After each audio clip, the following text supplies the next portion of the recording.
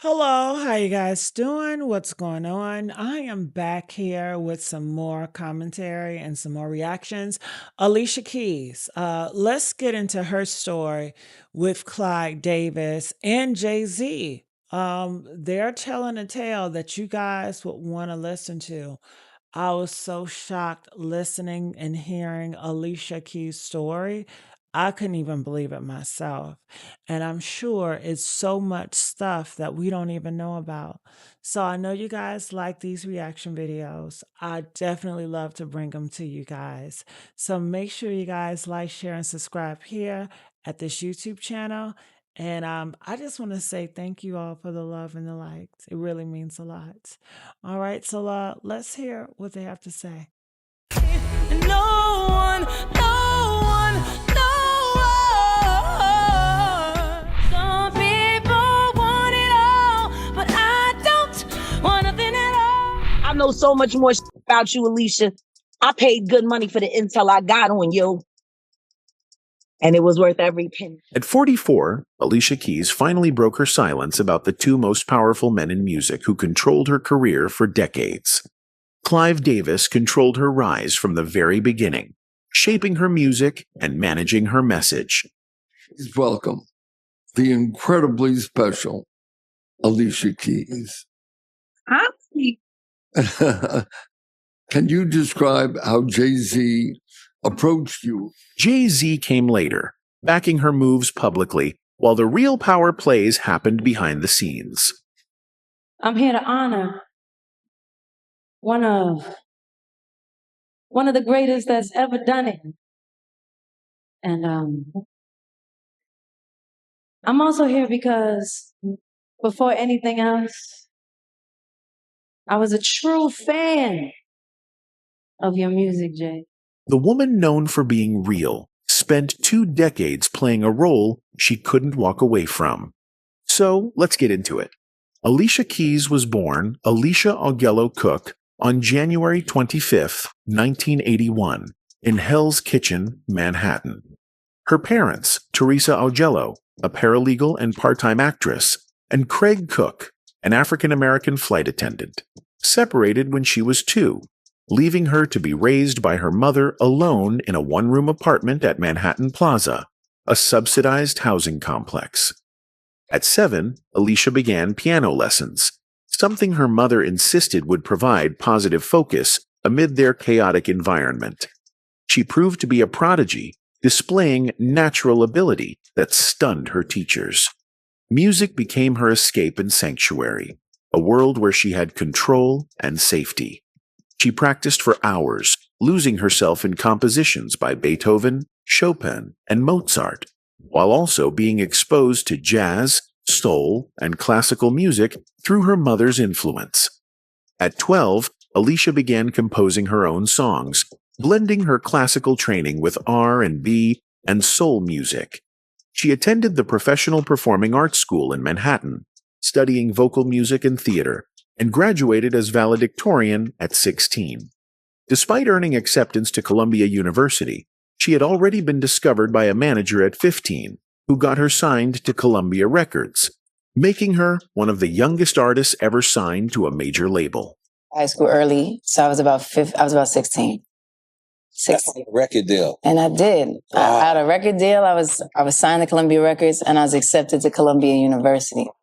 But Columbia Records would prove to be a nightmare that nearly ended Alicia's career before it began. When Alicia Keys signed with Columbia Records at 15 in 1994, she believed she was stepping into her dream. Columbia was a major label with resources, connections, and the ability to make her a star. But the reality was far more sinister. The label immediately tried to manufacture her image, wanting her hair blown out and flowing, insisting she wear short dresses and lose weight. They wanted to turn her into another cookie-cutter pop star, indistinguishable from the dozens of other young female artists flooding the market. Executives told her she needed to be the same as everyone else, completely misunderstanding what made Alicia special: her authenticity, her classical training merged with urban soul, her refusal to conform. Worse than the image manipulation was the songwriting process. Columbia brought in established writers and producers to work with Alicia, dismissing her own compositions and insisting she record material written by people who didn't understand her artistic vision. Alicia hated the experience, later recalling driving to the studio with dread in her chest, feeling creatively stifled and disrespected. And then Columbia it up. And I know they killing themselves to this day because they did it with me and they did it with Aretha Franklin. For 4 years, from ages 15 to 19, Alicia fought with Columbia over creative control, image, and material.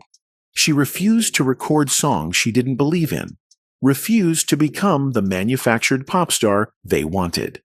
The standoff led to her being dropped from the label in 1998. Which could have ended her career, but instead became her liberation.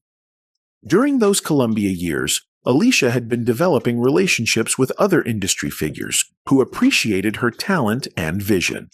She had worked with producers like Jermaine Dupri and connected with Clive Davis, the legendary music executive who was starting J Records after being forced out of Arista Records. Davis saw in Alicia what Columbia had missed, an artist with the potential to redefine R&B by bringing classical musicianship, sophisticated lyrics, and authentic emotion to a genre that had become overly produced and commercial. In 1998, Alicia signed with J Records, and Davis gave her something Columbia never had: creative freedom. She could write her own songs, produce her own material, and present herself authentically rather than as a manufactured product. The change was transformative. Well, how proud you must be. Very proud. Yeah, you knew right away, did you? Well, she's a no-brainer. She has stunning beauty. She writes all her own songs. She's really the most gifted young female talent around. Freed from Columbia's restrictions, Alicia poured herself into creating her debut album, writing songs that processed her experiences with abandonment, survival, love, and self-discovery. She was finally becoming the artist she'd always known she could be. In 2009, Jay-Z released one of the most iconic songs of his career, Empire State of Mind.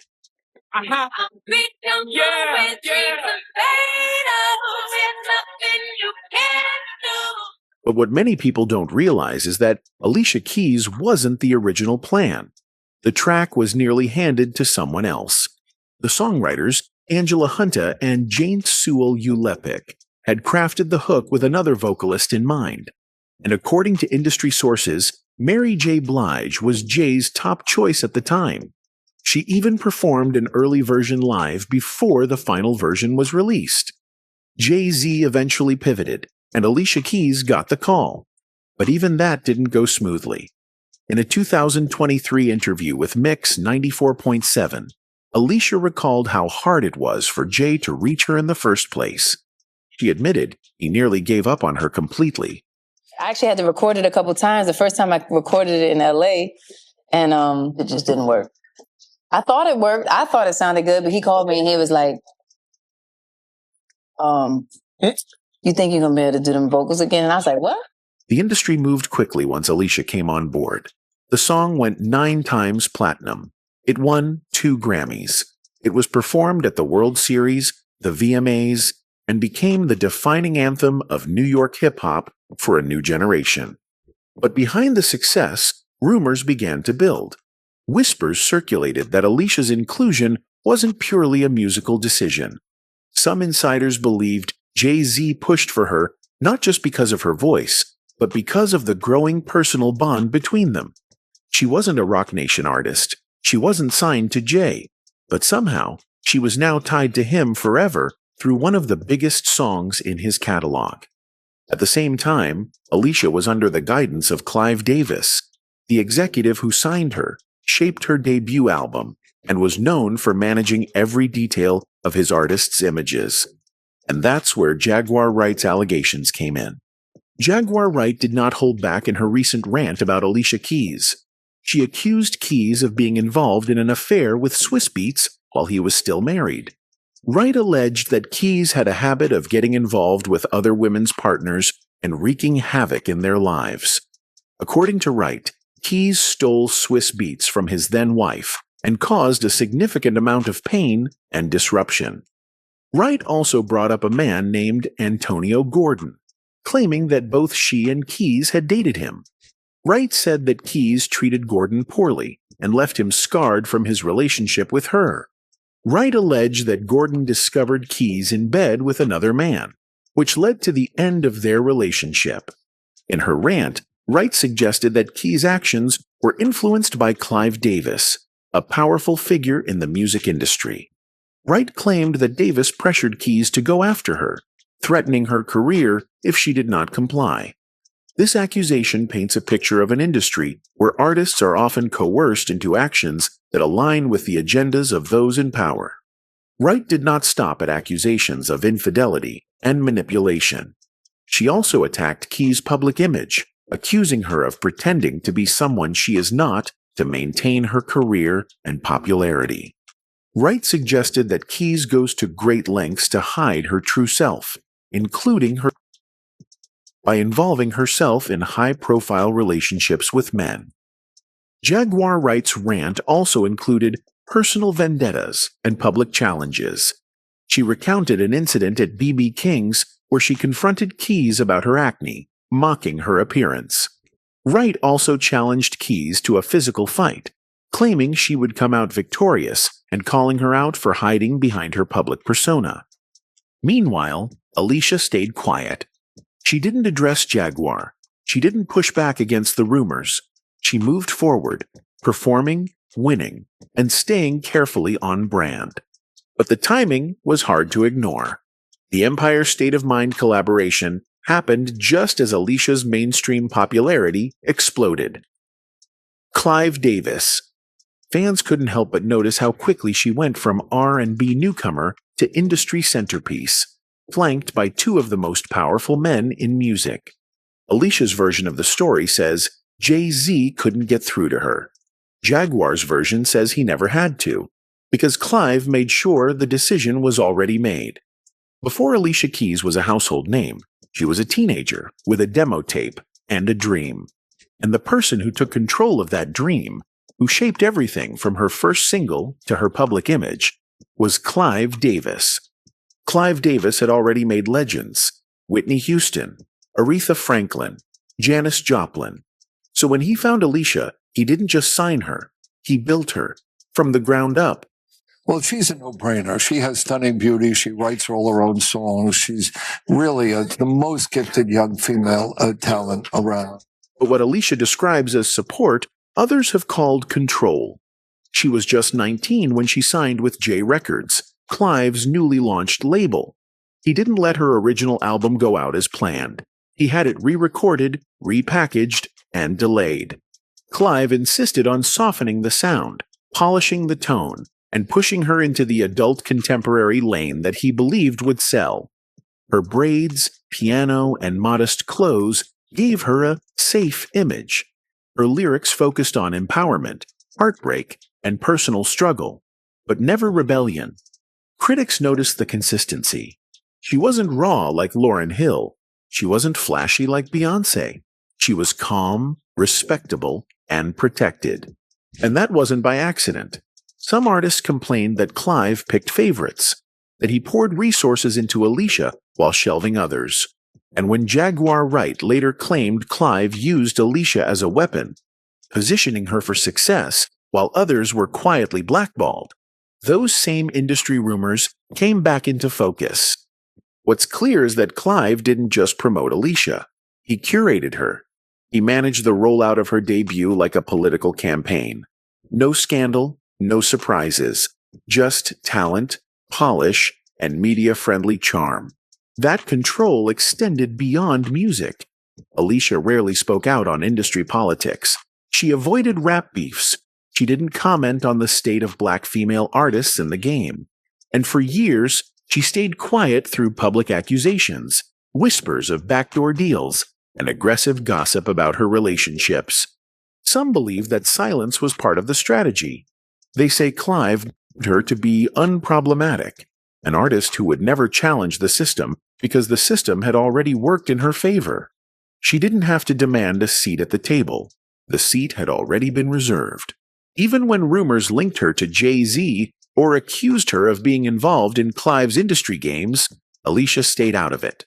No denials, no clapbacks, just silence.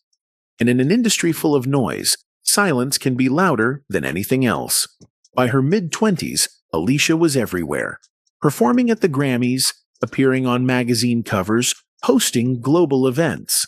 And Clive was still right behind her, introducing her at awards shows and attaching his name to every milestone she hit. To some, it was loyalty. To others, it was dependence. And now, as she stays silent while people like Jaguar Wright accuse Clive of manipulation, critics are asking a harder question. Was Alicia Keys truly in control of her own career? Or did she simply learn to survive by letting the people in power make all the decisions? In 2008, while Alicia Keys was at the peak of her career success, rumors began circulating about a relationship with producer Swizz Beatz. The rumors were particularly explosive because Swizz Beatz was married to singer Mashonda Tifrere, with whom he had a son, Kasim Jr., born in 2006. Swizz and Mashonda had married in 2004, and from the outside, they appeared to be a happy hip-hop power couple. But behind the scenes, the marriage was already fracturing, and Alicia Keys was about to become the most hated woman in R&B for her alleged role in its destruction. Alicia and Swizz had known each other professionally for years, having worked together on various projects. Swizz had produced tracks for her albums, and they moved in the same music industry circles. But in 2008, their relationship shifted from professional to personal. The exact timeline remains disputed, with different parties offering conflicting accounts of when Swizz's marriage actually ended versus when he and Alicia became romantic. What's undisputed is that in 2009, while Swizz was still legally married to Mashonda, he and Alicia were publicly together, photographed at events, and clearly in a serious relationship. Swizz had also fathered a daughter, Nicole, with British singer Jonna Sebastian in 2008, adding another layer of complexity and suggesting that his marriage to Mashonda had been troubled for some time. In May 2009, Mashonda took to Twitter to publicly air her grievances, accusing Alicia Keys of being a homewrecker and contributing to the destruction of her marriage. So you did see the credit card statements and stuff. I did. I will say I did. That's true. And it matched up with the tour that Alicia Keys was on. Mm-hmm. And you were like, But you didn't suspect anything was going on between them prior to that. Nope. So it was a complete shock. Mashonda wrote that Alicia had no idea how much pain she had caused, that their affair had devastated her and her young son. The accusations went viral, dominating entertainment blogs and gossip sites. For the first time in her career, Alicia faced massive public backlash, with many calling her a hypocrite who sang about self-respect and female empowerment, while allegedly stealing another woman's husband. I got more takes on you too, Alicia. Alicia fraud. Alicia, I'll do anything to not look gay, so I'll steal a woman's husband and separate a family. Alicia initially remained silent, refusing to engage in the public drama or defend herself against Mashonda's accusations. Some interpreted her silence as guilt, others as dignity, and a refusal to feed the media circus. Swizz Beatz denied that Alicia had broken up his marriage, insisting that he and Mashonda were already separated when he began dating Alicia. He claimed the media had exaggerated the situation and that Mashonda was hurt, but the timeline wasn't what people believed. In later interviews, Alicia admitted that when she first met Swizz years earlier, she hadn't been attracted to him, finding him too ostentatious and flashy. Their connection developed gradually over time, she claimed, and by the time they became romantic, she believed his marriage was over. Whether that belief was genuine or convenient, self-deception remains debated. Despite the controversy and public condemnation, Alicia Keys and Swizz Beatz moved forward with their relationship. Swizz's divorce from Mashonda was finalized in 2010, and on July 31st, 2010, Alicia and Swizz married in a private ceremony on the Mediterranean Sea. Alicia was already visibly pregnant, having conceived their first child before the marriage. On October 14th, 2010, she gave birth to their son, Egypt Daoud Deen, named after the country where Swizz had proposed. The name Egypt also reflected Alicia's interest in African culture and spirituality. In December 2014, the couple welcomed their second son, Genesis Ali Deen, expanding their blended family. The blended family situation was complex. Swizz brought 3 children from previous relationships, and Alicia became stepmother to all 3 children, with all of them calling her Ummi, Arabic for mother. Years after the initial scandal, something remarkable happened. Alicia, Swizz, and Mashonda reconciled. Each of you, one word to describe your blended family. Flow. My inspiration. Victorious. In March 2018, they released a book together titled Blend, The Secret to Co-Parenting and Creating a Balanced Family, detailing their journey from anger and pain to forgiveness and cooperation. The book was praised for its honesty about the challenges of co-parenting and the work required to move past betrayal and hurt. Photos emerged of the trio vacationing together with all their children, presenting an image of modern family dynamics that prioritized children's well-being over adult ego and resentment. However, in 2025, new controversy erupted when rumors surfaced claiming Swizz had cheated on Alicia and fathered a child outside their marriage. The rumors spread rapidly on social media, with many pointing out the irony. The man Alicia had allegedly stolen from his first wife was now reportedly cheating on her in the same pattern. Both Alicia and Swizz publicly denied the rumors, with Swizz calling them completely false and emphasizing his commitment to his wife and family. Whether the denials were truthful or damage control remained unclear, but the speculation highlighted that the shadow of how their relationship began continued to haunt them 15 years later. As of 2025, Alicia Keys is 44 years old and remains one of R&B's most accomplished and respected artists. She has sold over 90 million records worldwide, won 16 Grammy Awards, and established herself as not just a singer, but a pianist, songwriter, producer, actress, and now Broadway composer. Her influence on R&B and pop music is undeniable. Alicia brought classical musicianship back to mainstream R&B at a time when the genre was dominated by programmed beats and minimal live instrumentation. She proved that audiences craved authenticity, emotional depth, and technical skill, paving the way for artists like Her, SZA, and countless others who blend genres and prioritize musical craft. Her success as a self-contained artist who writes, produces, and plays instruments on her own records challenged industry norms and inspired a generation of women to demand creative control rather than accepting whatever producers and labels offered them. Anyway, that's it for the video, folks.